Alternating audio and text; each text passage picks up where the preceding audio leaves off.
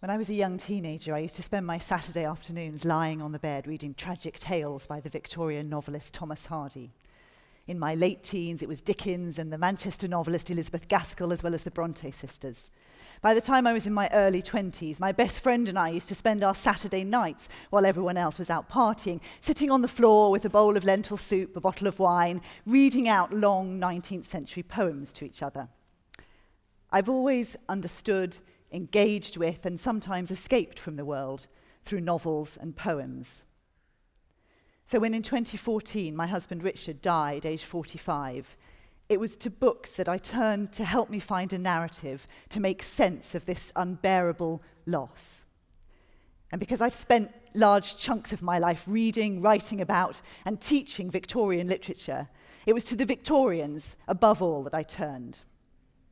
This may seem surprising. What do we know about the Victorians, after all? They were buttoned up, covered up, messed up. They couldn't talk about sex, and they were obsessed with morbid ideas of death.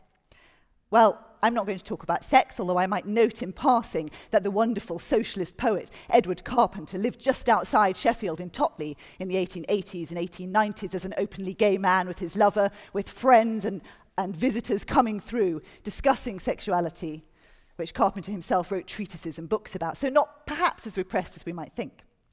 But what about death? Was it all big funerals, formality, black clothes, all Queen Victoria laying out Albert's clothes day after day, year after year, obsessively? Or was it sensation? The poet Dante Gabriel Rossetti buried his poems with his wife Lizzie Siddal and then dug her up again a few years later to get them out. Or Sherlock Holmes writer Arthur Conan Doyle hosted, like many of his contemporaries, séances in his home in order to make contact with the dead. Well, these might be extreme examples of expressions of grief, but I want to suggest that, in fact, the Victorians understood death and dealt with bereavement much better in many ways than we do today, and that their writings show an intimate understanding of some of the processes of grief and grieving that have only recently been rediscovered in the psychology and sociology of grief. The Victorians understood the need for physical connections to the dead and physical expressions of internal grief. So they made rings and necklaces and brooches out of the hair of their dead loved ones, just as some organisations just recently now are starting to offer people the opportunity to make brooches or ornaments out of the ashes of their dead loved ones. They had set periods of mourning where family members and extending out to more distant relatives had to wear black. Not some kind of terrible adherence to rules and rituals, as that's often been presented, but a culturally sanctioned space of exemption from normal life and relationships, a recognition of the ongoing nature of grief and the need to express it externally. Not long after my husband died, I met a man I knew whose partner had also died. And this man had grown a great big dishevelled beard, what I came to call in my own mind a grief beard. I felt a visceral longing to grow such a beard myself, to have this vast physical expression of what was going on inside. It's a far cry from the stiff upper lip, that external visible sign of what's going on inside, and the Victorians understood that. But for me, what resonated most deeply with my own experience was Victorian literature.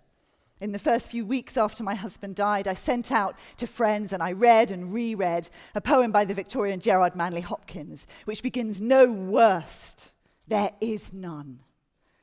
And the poem goes on to talk about that feeling of falling off the edge of the world, which is the experience of early grief. Oh, the mind has mountains, cliffs of fall, frightful, sheer, no man fathomed. You can't imagine, in other words, that experience until you fall off the edge of that cliff. And after that, for the first time probably since I was a young child and learnt to read, I didn't read anything at all for a couple of weeks. Just a dreadful silence. And then I started to read everything I could get my hands on about grief. I wanted to find some kind of narrative that didn't say, "It's okay, you'll feel better soon." A narrative that didn't say, "It's all right, he's gone to a better place. That may be so, but it doesn't help me." A narrative that didn't say, as I'm sorry to tell you, the Victorian Henry Scott Holland wrote and has been quoted on many a funeral card, "Death is nothing at all." Death certainly was something. So I started to read novels and poems and memoirs from the Victorians and from our contemporaries. I started to read bereavement forums and online blogs. And eventually I started to read self-help books. And then I came to reading some psychological and sociological textbooks, really, about grief and the processes of grieving. And it was there that I came across the wonderful idea of continuing bonds. Continuing Bonds is the title of a book published, an academic study published in 1996. And it works against our dominant cultural Western idea of grief as a kind of time-limited process. So that in grieving you go up a spiral staircase and through a door eventually, and you close the door behind you, moving on or getting over it, which people hope you'll do. And actually, Continuing Bonds recognizes that what people who are grieving want is to have an ongoing connection with the person they've loved who has died.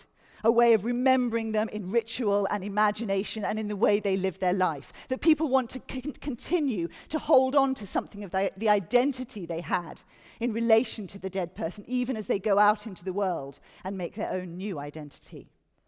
So for me, I like the term widow, even though it conjures up a peculiarly Victorian idea of elderly women in black. But it's a continuing bond with the man I chose to marry. And nowhere in Victorian literature is this idea of continuing bonds more beautifully evoked than in Alfred Tennyson's long poem, In Memoriam. It's a lament for his friend Arthur Hallam, who died aged 22 in 1833. The poem took 17 years to write, and it's full of Tennyson's memories of Hallam, extolling his character, remembering the times they had together. It's full of his own expressions of grief, and also his understanding of the world as he now knew it in the light of his loss. And Tennyson talks beautifully about that moment in early grief when you feel as though your own life is going to be at an end. And he describes that feeling that life will end. And he goes on saying, it ends not, but endures with pain, and slowly forms the firmer mind, treasuring the look it cannot find, the words that are not heard again. That must be an experience of so many people who've grieved for somebody, the sense that you will never hear the words they spoke, the jokes they made, the things they said about the newspaper, the comments they passed to you in private. You'll never hear those words again. And for me also, the sense that that look of love that I saw for 21 years will never look at me again is a huge part of my loss. But at the same time, I treasure the look I cannot find. And it's a continuing bond, my memory of that look. So Tennyson explores very beautifully and very extensively, not with morbid obsession, I would argue, but with an utter commitment to the processes of grief, that absence and presence that runs through experiences of grief. And in the early days of grief, absence is the most terrible thing of all. And many of us ask questions in that early experience of absence. Where is the one who has died? Where is my beloved? And I want to suggest that when we ask that question, we're asking it in the way that my daughter used to ask when I left her at nursery and she didn't like it. Where's Mummy? And it didn't help her that the nursery staff would say, Mummy's gone home and she'll be back in a few hours. She didn't want information about where I was. Really, that cry of where's Mummy meant, I want her here and I want her now. And really, that's what most of us mean when we're asking, where is the person who's died? And we might imagine that the Victorians, particularly religious as they were, would have had some pat answers about heaven to give to people asking those questions. But I want to just turn now to a much less well-known Victorian than Tennyson, and that's the wonderful socialist, feminist, anti-war writer Olive Schreiner, who was South African but spent large chunks of her adult life in Britain, and in fact in 1893 came to Sheffield and visited Edward Carpenter out at Millthorpe. And Olive Schreiner's most well-known book is called The Story of an African Farm. It tells the tale, among other things, of two children, a boy, Waldo, and a girl, Lyndall, who grew up together. The story follows their lives as they go out into the world.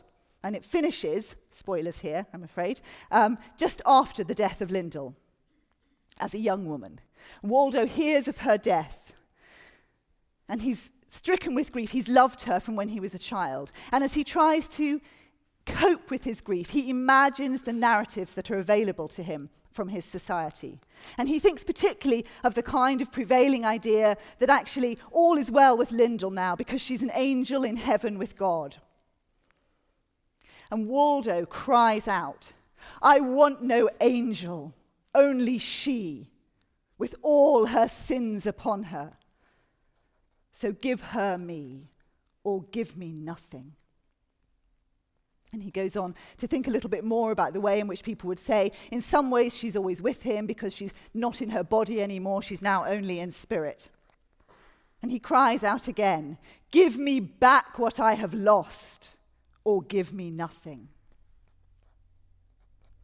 Waldo comes to his own understanding of what's happened to Lyndall, as all of us come to our own understanding of what's happened to those who've died, as I come to my own understanding as a person of faith.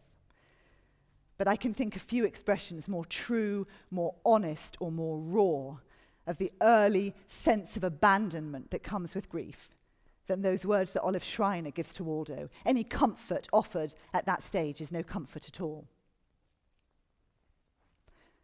We've got lots of cultural legacies from the Victorians, not least the rampant individualist capitalism that runs most of our society, as well as Marxism and well-developed anarchism and good drains and public museums and organised anti-war protest. All those are legacies from the Victorians, but we might want to revisit their incredibly emotionally intelligent understandings of grief. And I'm going to give the last word to Alfred Tennyson and In Memoriam.